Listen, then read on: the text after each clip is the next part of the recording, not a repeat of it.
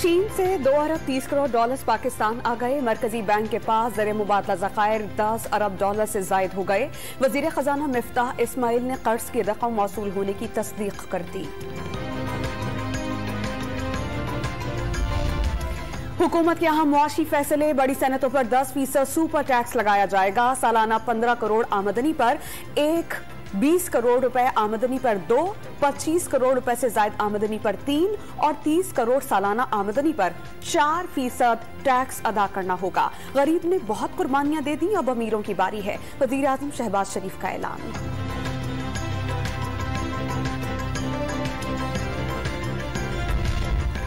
टैक्सों की भरमार से बेरोजगारी बढ़ेगी। अफराते ज़र 28% तक पहुंच गया। साबिक़ वज़ीर खजाना का महंगाई की नई लहर के खदशे का इजहार। शौकत तरीन का वज़ीर खजाना मिफ्ताह इस्माइल पर गलत बयानी से अवाम को गुमराह करने का इल्जाम। आटे की कीमत मुल्क की तारीख की बुलंद तरीन सतह पर पहुंच गई। एक हफ्ते में 20 किलो आटे का थैला 200 रुपए तक महंगा। कराची में 20 किलो आटे का थैला 1900 रुपए का हो गया। इदारा शुमारियात ने रिपोर्ट जारी कर दी। कराची वालों के लिए बुरी खबर। बिजली 5 रुपए 27 पैसे फी यूनिट महंगी कर दी गई। इजाफा अप्रैल के माहाना फ्यूल एडजस्टमेंट की मद में किया जाएगा। जुलाई के बिल्स में वसूली की जाएगी। नेफ्रा ने नोटिफिकेशन जारी कर दिया।